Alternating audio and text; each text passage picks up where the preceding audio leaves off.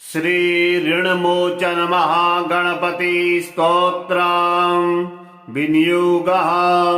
अस्य श्री ऋणमोचन महागणपति स्तोत्रस्य शुक्राचार्य ऋषिः अनुष्टुप् छन्दः।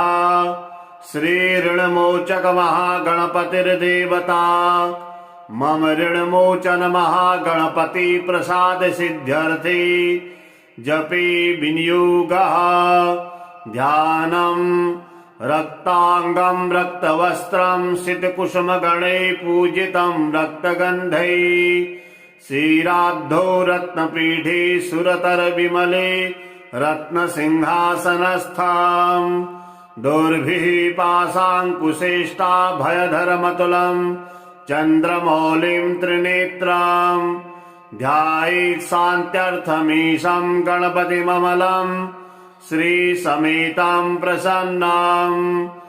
स्मरामि देवदेवेशं वक्रतुण्डं महाबलं षडक्षरं कृपासिन्धुं नमामि ऋणमुक्तये। एकाक्षरं एकदन्तमेकं ब्रह्म सनातनम् एवमेवाद्वितीयं च नमामि ऋणमुक्तये। महागणपतिं देवं महासत्त्वं महाबलं महाविघ्नहरं शम्भो नमामि ऋणमुक्तये। कृष्णाम्बरं कृष्णवर्णं कृष्णगन्धानुलेपनं कृष्णसर्पोपवीतं च नमामि ऋणमुक्तये। रक्ताम्बरं रक्तवर्णं रक्तगन्धानुलेपनं रक्तपुष्पप्रियं देवं नमामि ऋणमुक्तये। पीताम्बरं पीतवर्णं पीतगन्धानुलेपनं पीतपुष्पप्रियं देवं नमामि ऋणमुक्तये। धूम्रावरं धूम्रवर्णं धूम्रगन्धानुलेपनं होमधूमप्रियं देवं नमामि ऋणमुक्तये। बालनेत्रां बालचन्द्रां पाशाङ्कुशधरं विभुं चामरालङ्कृतं देवं नमामि ऋणमुक्तये। इदं तृणहरं स्तोत्रं सन्ध्यायां यः पठेन्नरः षण्मासाभ्यन्तरेणैव ऋणमुक्तो भविष्यति। स्मरामि देवदेवेशं वक्रतुण्डं महाबलं षडक्षरं कृपासिन्धुं नमामि ऋणमुक्तये। एकाक्षरं एकदन्तमेकं ब्रह्म सनातनम् एवमेवाद्वितीयं च नमामि ऋणमुक्तये। महागणपतिं देवं महासत्त्वं महाबलं महाविघ्नहरं शम्भो नमामि ऋणमुक्तये। कृष्णाम्बरं कृष्णवर्णं कृष्णगन्धानुलेपनं कृष्णसर्पोपवीतं च नमामि ऋणमुक्तये।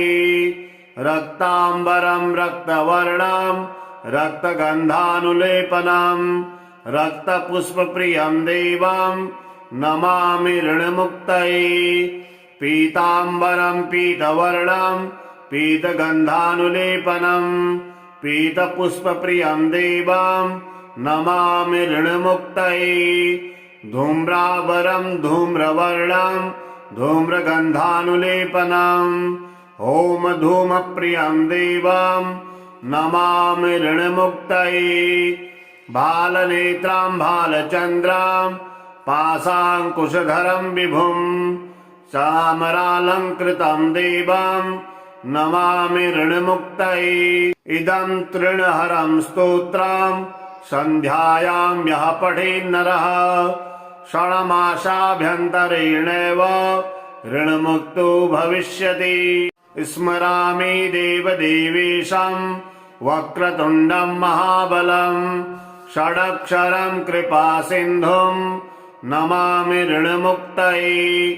एकाक्षरं एकदन्तमेकं ब्रह्म सनातनम् एवमेवाद्वितीयं च नमामि ऋणमुक्तये महागणपतिं देवं महासत्त्वं महाबलं महाविघ्नहरं शम्भो नमामि ऋणमुक्तये कृष्णाम्बरं कृष्णवर्णं कृष्णगन्धानुलेपनं कृष्णसर्पोपवीतं च नमामि ऋणमुक्तये रक्ताम्बरं रक्तवर्णं रक्तगन्धानुलेपनं रक्तपुष्पप्रियं देवं नमामि ऋणमुक्तये पीताम्बरं पीतवर्णं पीतगन्धानुलेपनं पीतपुष्पप्रियं देवं नमामि ऋणमुक्तये धूम्रावरं धूम्रवर्णं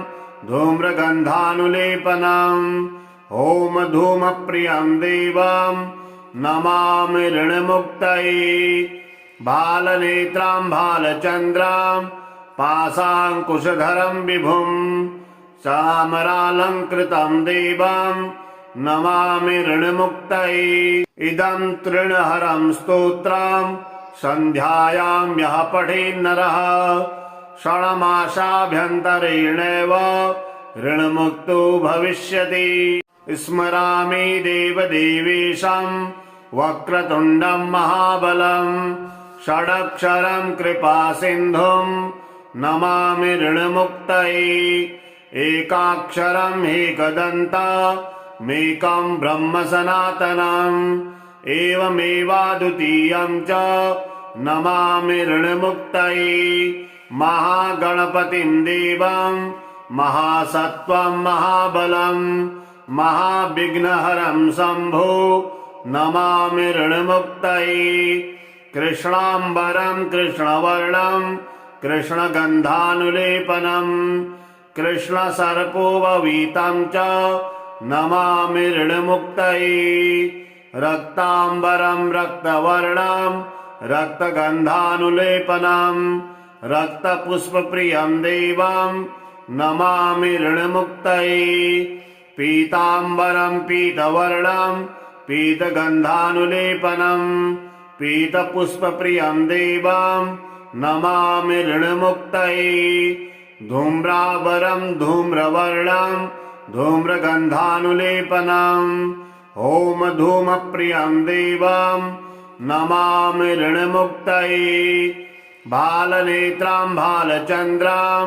पाशाङ्कुशधरं विभुं चामरालङ्कृतं देवं नमामि ऋणमुक्तये इदं तृणहरं स्तोत्रं सन्ध्यायां यः पठेन्नरः षण्मासाभ्यन्तरेणैव ऋणमुक्तो भविष्यति स्मरामि देवदेवेशं वक्रतुण्डं महाबलं षडक्षरं कृपासिन्धुं नमामि ऋणमुक्तये एकाक्षरम् एकदन्तमेकं ब्रह्म सनातनम् एवमेवाद्वितीयं च नमामि ऋणमुक्तये महागणपतिं देवं महासत्त्वं महाबलं महाविघ्नहरं शम्भो नमामि ऋणमुक्तये कृष्णाम्बरं कृष्णवर्णं कृष्णगन्धानुलेपनं कृष्णसर्पोपवीतं च नमामि ऋणमुक्तये रक्ताम्बरं रक्तवर्णं रक्तगन्धानुलेपनं रक्तपुष्पप्रियं देवं नमामि ऋणमुक्तये पीताम्बरं पीतवर्णं पीतगन्धानुलेपनं पीतपुष्पप्रियं देवं नमामि ऋणमुक्तये धूम्रावरं धूम्रवर्णं धूम्रगन्धानुलेपनं ॐ धूमप्रियं देवं नमामि ऋणमुक्तये बालनेत्रां बालचन्द्रां पाशाङ्कुशधरं विभुं चामरालङ्कृतं देवं नमामि ऋणमुक्तये इदं तृणहरं स्तोत्रं सन्ध्यायां यः पठेन्नरः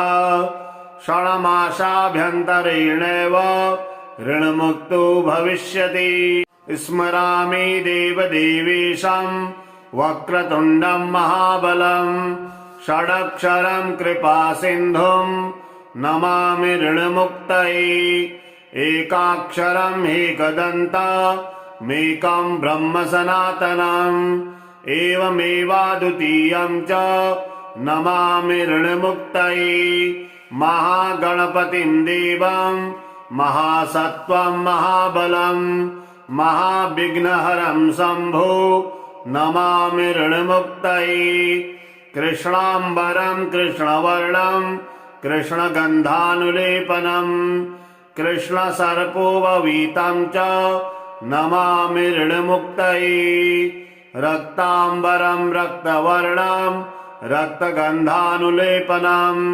रक्तपुष्पप्रियं देवं नमामि ऋणमुक्तये पीताम्बरं पीतवर्णं पीतगन्धानुलेपनं पीतपुष्पप्रियं देवं नमामि ऋणमुक्तये धूम्रावरं धूम्रवर्णं धूम्रगन्धानुलेपनम् ॐ धूमप्रियं देवं नमामि ऋणमुक्तये बालनेत्रां बालचन्द्रां पाशाङ्कुशधरं विभुं चामरालङ्कृतं देवं नमामि ऋणमुक्तये इदं तृणहरं स्तोत्रं सन्ध्यायां यः पठेन्नरः षण्मासाभ्यन्तरेणैव ऋणमुक्तो भविष्यति स्मरामि देवदेवेशं वक्रतुण्डं महाबलं षडक्षरं कृपासिन्धुं नमामि ऋणमुक्तये एकाक्षरं एकदन्तमेकं ब्रह्म सनातनम् एवमेवाद्वितीयं च नमामि ऋणमुक्तये महागणपतिं देवं महासत्त्वं महाबलं महाविघ्नहरं शम्भो नमामि ऋणमुक्तये कृष्णाम्बरं कृष्णवर्णं कृष्णगन्धानुलेपनं कृष्णसर्पोपवीतं च नमामि ऋणमुक्तये रक्ताम्बरं रक्तवर्णं रक्तगन्धानुलेपनं रक्तपुष्पप्रियं देवं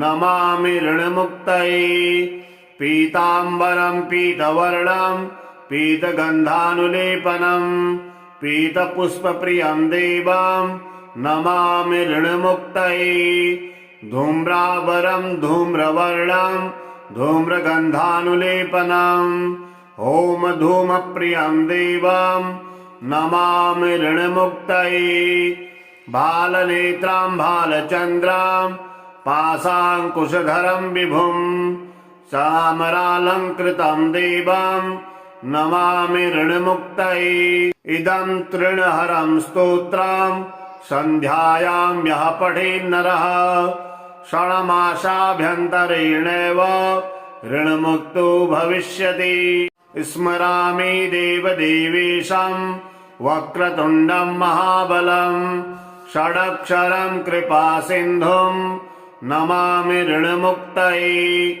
एकाक्षरं एकदन्तमेकं ब्रह्म सनातनम् एवमेवाद्वितीयं च नमामि ऋणमुक्तये महागणपतिं देवं महासत्त्वं महाबलं महाविघ्नहरं शम्भो नमामि ऋणमुक्तये कृष्णाम्बरं कृष्णवर्णं कृष्णगन्धानुलेपनं कृष्णसर्पोपवीतं च नमामि ऋणमुक्तये रक्ताम्बरं रक्तवर्णं रक्तगन्धानुलेपनं रक्तपुष्पप्रियं देवं नमामि ऋणमुक्तये पीताम्बरं पीतवर्णं पीतगन्धानुलेपनं पीतपुष्पप्रियं देवं नमामि ऋणमुक्तये धूम्रावरं धूम्रवर्णं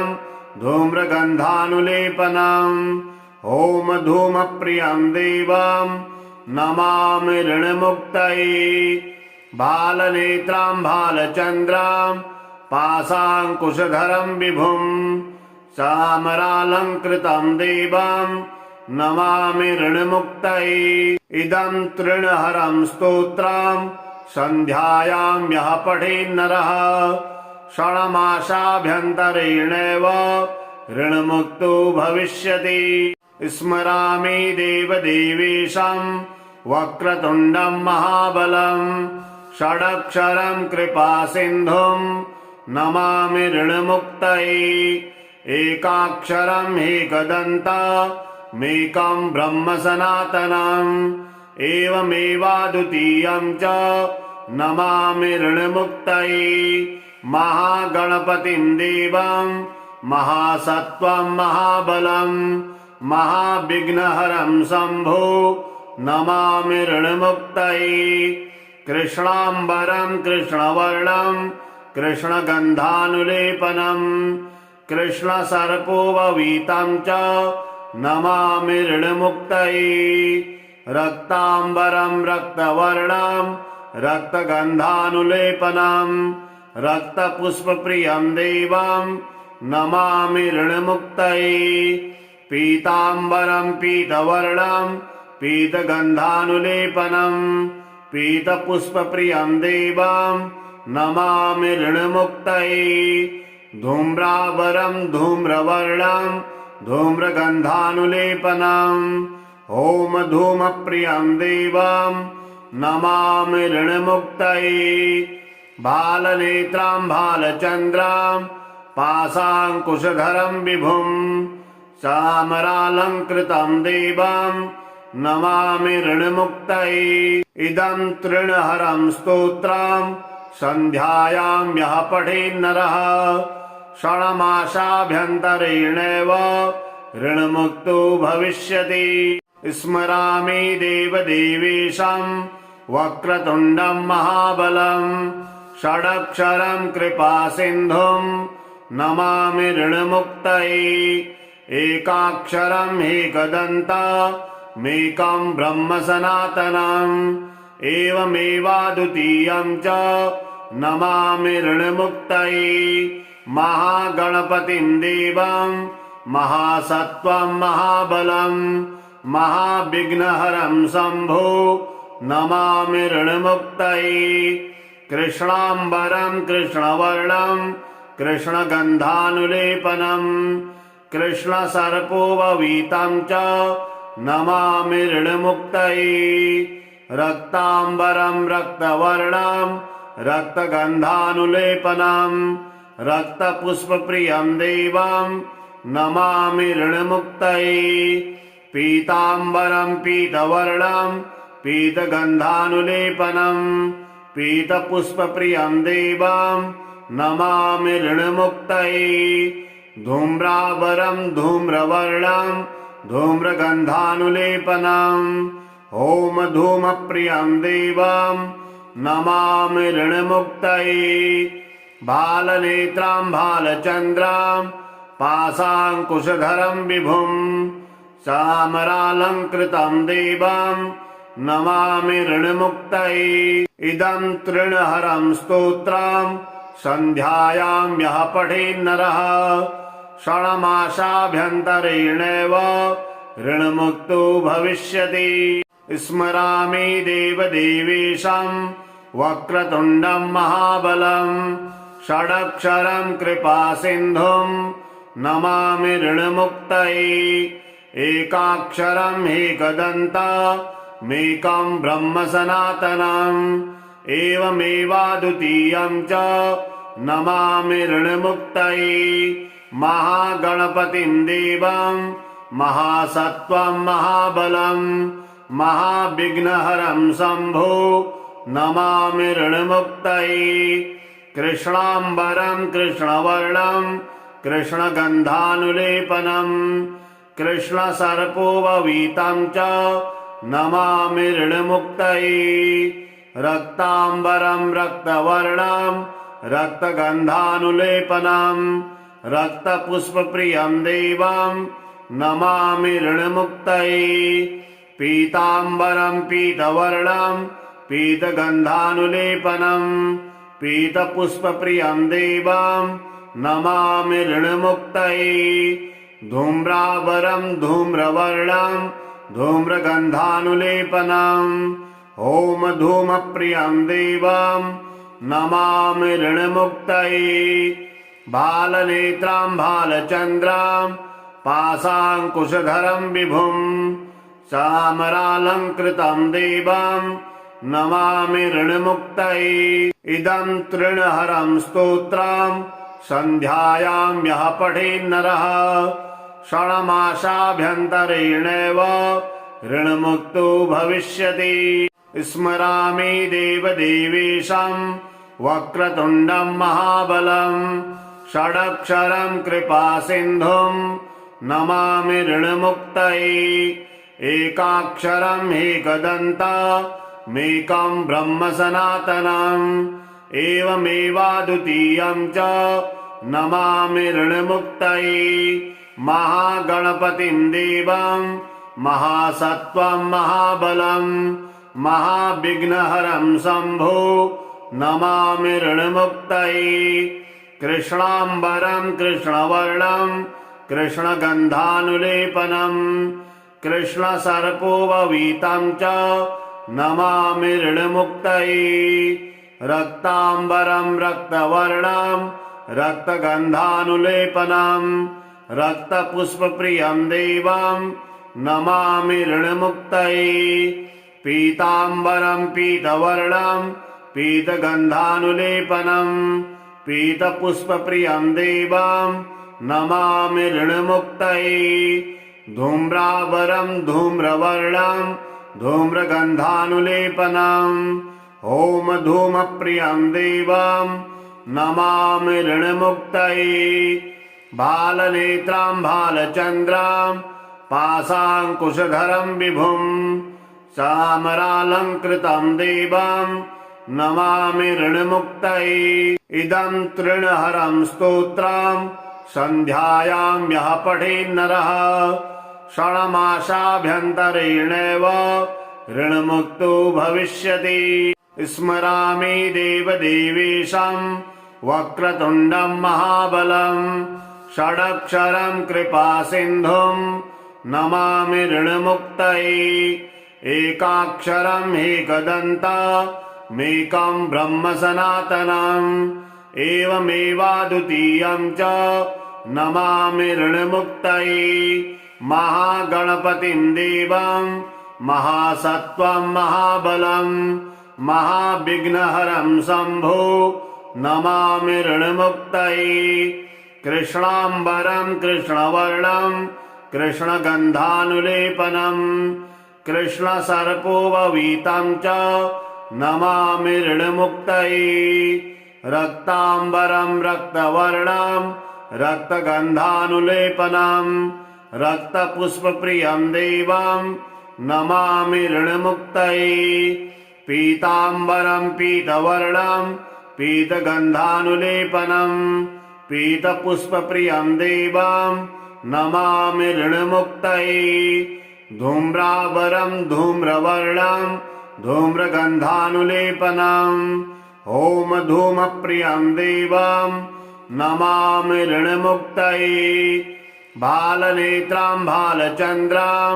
पाशाङ्कुशधरं विभुं चामरालङ्कृतं देवं नमामि ऋणमुक्तये इदं तृणहरं स्तोत्रं सन्ध्यायां यः पठेन्नरः षण्मासाभ्यन्तरेणैव ऋणमुक्तो भविष्यति स्मरामि देवदेवेशं वक्रतुण्डं महाबलं षडक्षरं कृपासिन्धुं नमामि ऋणमुक्तये एकाक्षरं एकदन्तमेकं ब्रह्म सनातनम् एवमेवाद्वितीयं च नमामि ऋणमुक्तये महागणपतिं देवं महासत्त्वं महाबलं महाविघ्नहरं शम्भो नमामि ऋणमुक्तये कृष्णाम्बरं कृष्णवर्णं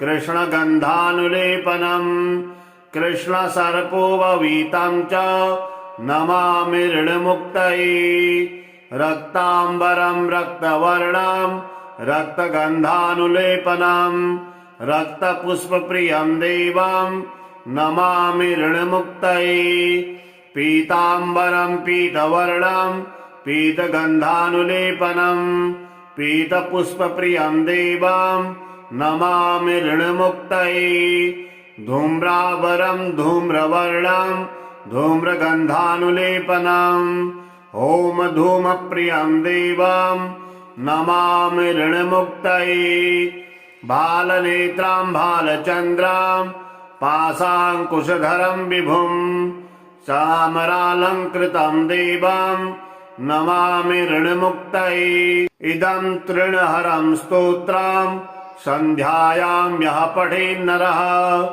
षण्मासाभ्यन्तरेणैव ऋणमुक्तो भविष्यति स्मरामि देवदेवेशं वक्रतुण्डं महाबलं षडक्षरं कृपासिन्धुं नमामि ऋणमुक्तये एकाक्षरं एकदन्तमेकं ब्रह्म सनातनम् एवमेवाद्वितीयं च नमामि ऋणमुक्तये महागणपतिं देवं महासत्त्वं महाबलं महाविघ्नहरं शम्भो नमामि ऋणमुक्तये कृष्णाम्बरं कृष्णवर्णं कृष्णगन्धानुलेपनं कृष्णसर्पोपवीतं च नमामि ऋणमुक्तये रक्ताम्बरं रक्तवर्णं रक्तगन्धानुलेपनं रक्तपुष्पप्रियं देवं नमामि ऋणमुक्तये पीताम्बरं पीतवर्णं पीतगन्धानुलेपनं पीतपुष्पप्रियं देवं नमामि ऋणमुक्तये धूम्रावरं धूम्रवर्णं धूम्रगन्धानुलेपनं होमधूमप्रियं देवं नमामि ऋणमुक्तये बालनेत्रां बालचन्द्रां पाशाङ्कुशधरं विभुं चामरालङ्कृतं देवं नमामि ऋणमुक्तये इदं तृणहरं स्तोत्रं सन्ध्यायां यः पठेन्नरः षण्मासाभ्यन्तरेणैव ऋणमुक्तो भविष्यति।